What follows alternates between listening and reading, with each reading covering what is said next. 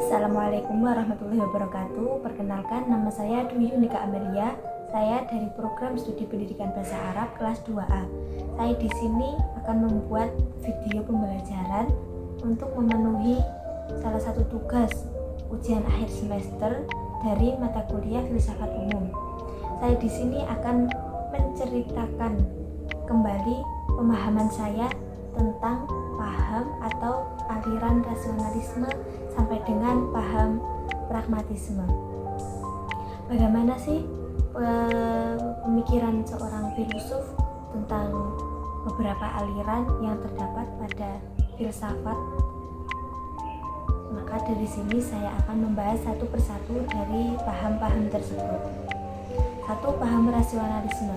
Paham rasionalisme muncul pada abad ke-17 dan tokoh dari paham rasionalisme adalah René Descartes.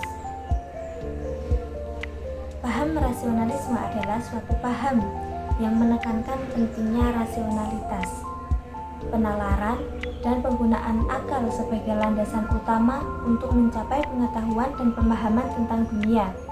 Rasionalisme menekankan pentingnya penalaran dan pemikiran rasional sebagai sumber utama dari pengetahuan.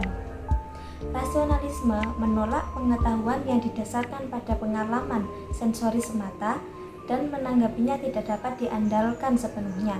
Rasionalisme berpendapat bahwa akal manusia memiliki kemampuan untuk memahami dan memperoleh pengetahuan tentang dunia. Rasionalisme menekankan peran a priori dalam pemahaman.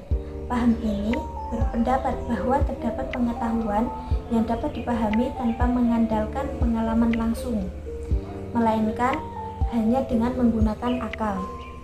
Ya, dari sini kita dapat mengetahui bahwa René Descartes sangat menekankan rasionalitas atau rasio sebagai sumber utama pengetahuan. Kedua, paham empirisisme. Paham empirisisme muncul pada abad ke-17 hingga ke-18. Paham ini dibawa langsung oleh tokoh filsuf yang bernama John Locke. Paham empirisisme menekankan pengetahuan pada pengalaman indrawi atau observasi. Empirisisme berpendapat bahwa satu-satunya sumber pengetahuan yang dapat diandalkan adalah pengalaman indrawi. Pengetahuan manusia berasal dari pengamatan langsung terhadap dunia melalui panca indera manusia. Empirisisme berpendapat bahwa satu-satunya sumber pengetahuan yang dapat diandalkan adalah pengalaman indrawi dan observasi. Artinya, pengetahuan tidak dapat diperoleh secara a priori atau dari pemikiran rasional saja. Hal ini berarti bahwa pengetahuan berasal dari fakta-fakta dan data yang diperoleh melalui pengamatan langsung oleh indrawi kita. Empirisisme mengakui peran rasionalitas dalam memahami dan mengorganisir pengalaman, tetapi menganggap bahwa rasionalitas hanya berfungsi sebagai alat untuk menginterpretasi data indera. Sedangkan refleksi yaitu pengalaman yang melibatkan pemikiran dan analisis. Empirisisme menolak gagasan bahwa ada pengetahuan bawaan atau ide-ide yang ada dalam pikiran manusia sejak lahir. Menurut paham ini, pikiran manusia pada awalnya adalah seperti kertas kosong yang diisi dengan pengalaman indrawi. Ketiga, yaitu paham kritisisme. Paham kritisisme yaitu paham yang muncul pada abad ke-18 yang dibawakan oleh seorang filsuf bernama Immanuel Kant. Bahwasanya bahwa kebenaran mutlak sulit jika tidak mungkin untuk dicapai.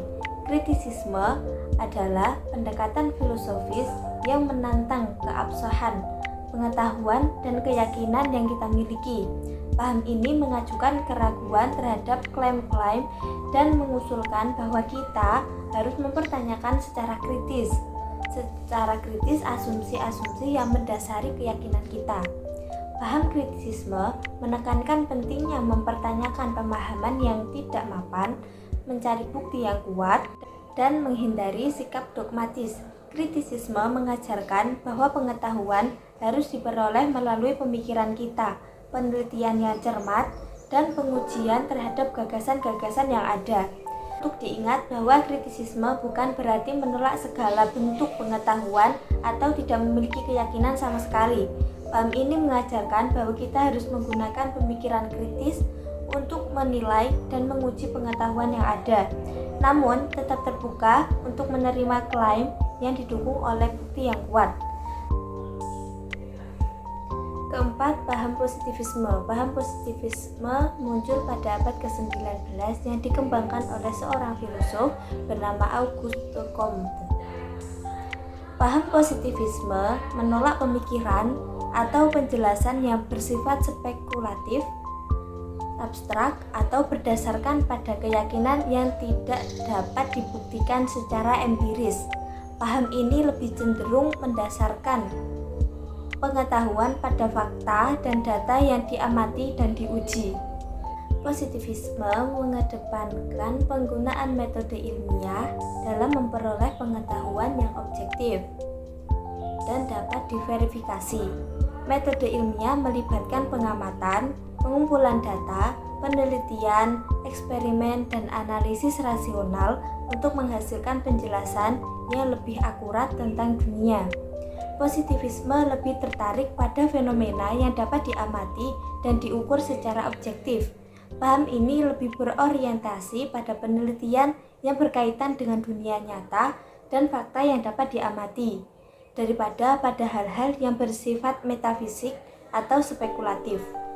Meskipun positivisme memberikan kontribusi penting dalam mengembangkan metode ilmiah dan pengetahuan empiris, paham ini juga memiliki kritik dan batasan tertentu. Beberapa kritikus menganggap bahwa positivisme terlalu membatasi ruang lingkup pengetahuan dengan menolak aspek-aspek subjektif dan pengalaman manusia yang sulit diukur secara ilmiah. Kelima, paham eksistensialisme. Paham eksistensialisme adalah sebuah aliran filosofis yang mengemukakan bahwa individu adalah makhluk yang bebas dan bertanggung jawab atas pilihan yang dipilih oleh setiap individu dan tindakannya sendiri. Paham eksistensialisme menekankan pentingnya kebebasan individu. Eksistensialisme menekankan individu memiliki kebebasan mutlak untuk memilih dan bertanggung jawab atas tindakan mereka. Ini berarti bahwa setiap individu memiliki kekuatan untuk mengubah dirinya sendiri dan mengambil alih kendali atas hidupnya. Eksistensialisme mengakui bahwa manusia juga menghadapi keterbatasan dan penderitaan dalam hidup. Namun, meskipun menghadapi keterbatasan tersebut, individu masih memiliki kemampuan untuk menciptakan makna dan kebahagiaan dalam kehidupan mereka sendiri. Keenam, paham pragmatisme. Pragmatisme adalah paham filosofis yang menekankan pentingnya menghubungkan teori dengan praktik, menitik beratkan pada konsekuensi praktis dari ide dan tindakan. Pragmatisme menekankan pentingnya mengevaluasi absolut atau kebenaran yang terpisah dari konteks praktis. Menurut paham ini, kebenaran adalah alat yang digunakan untuk mencapai tujuan tertentu dan dapat berubah seiring dengan perubahan keadaan dan konteks. Pragmatisme mengutamakan pengalaman dan eksperimen sebagai cara untuk menguji kebenaran dan nilai suatu gagasan atau tindakan. Kesimpulannya, pengalaman dan eksperimen menjadi dasar penting dalam membangun pengetahuan dan mengevaluasi ide-ide atau memvalidasi dari ide-ide. Pragmatisme menekankan pentingnya menerapkan gagasan-gagasan dalam kehidupan sehari-hari. Ide atau teori yang tidak dapat diaplikasikan secara praktis dianggap kurang bernilai atau tidak berguna. Kesimpulannya, pragmatisme mendorong penerapan ide-ide dalam konteks praktis untuk mencapai tujuan yang diinginkan. Secara keseluruhan, kesimpulan dari paham pragmatisme adalah bahwa kebenaran dan nilai-nilai harus dievaluasi berdasarkan konsekuensi praktisnya. diuji melalui pengalaman dan eksperimen, dan diterapkan secara kontekstual dan fleksibel dalam kehidupan sehari-hari. Dari paham rasionalisme sampai paham pragmatisme yang sudah saya sampaikan, itu semua merupakan pemahaman saya yang saya pelajari dari paham-paham tersebut. Untuk pembahasan kedua, jika epistemologi barat hanya sebatas mengkaji hal-hal yang sifatnya logis dan empiris saja, dengan menggunakan cara kerja aliran-aliran filsafat barat modern, maka bagaimana dengan hal-hal yang bersifat metafisik dan di luar nalar yang tidak bisa dipecahkan dengan epistemologi barat? Sementara dalam agama, terutama Islam, banyak hal-hal yang bersifat metafisik yang dikaji. Maka epistemologi yang seperti apa yang akan kalian gunakan untuk bisa mengkaji semua itu, baiknya fisik maupun metafisik? Ingat, struktur bangunan pengetahuan Islam tidak memisahkan antara ilmu pengetahuan dengan agama. Jawaban saya, dalam konteks agama, terutama Islam, memang terdapat banyak hal yang bersifat metafisik yang dikaji dan dipahami. Epistemologi dalam Islam memiliki pendekatan yang lebih inklusif, di mana pengetahuan tidak terpisah antara ilmu pengetahuan atau ilmu alam dan agama. Dalam tradisi Islam, pengetahuan diperoleh melalui dua sumber utama, yaitu wahyu, Al-Quran, hadis, dan akal, rasionalitas, dan pemikiran manusia. Epistemologi dalam Islam mengakui pentingnya penggunaan akal dalam memahami alam semesta dan mencari pengetahuan. Namun, pemahaman metafisik juga sangat penting dalam tradisi ini. Konsep-konsep tauhid atau keyakinan akan keesaan Allah, akhirat, malaikat, dan takdir adalah contoh dari hal-hal yang bersifat metafisik dalam Islam. Dalam epistemologi Islam terdapat konsep al-ilm al-huduri yang mengakui adanya pengetahuan yang tidak hanya bersifat logis dan empiris. Pengetahuan ini bersumber dari pengalaman spiritual, wahyu, dan pemahaman intuitif yang melibatkan dimensi metafisik. Selain itu, epistemologi Islam juga mengakui pentingnya fitrah atau nurani manusia dalam memahami kebenaran dan nilai-nilai spiritual.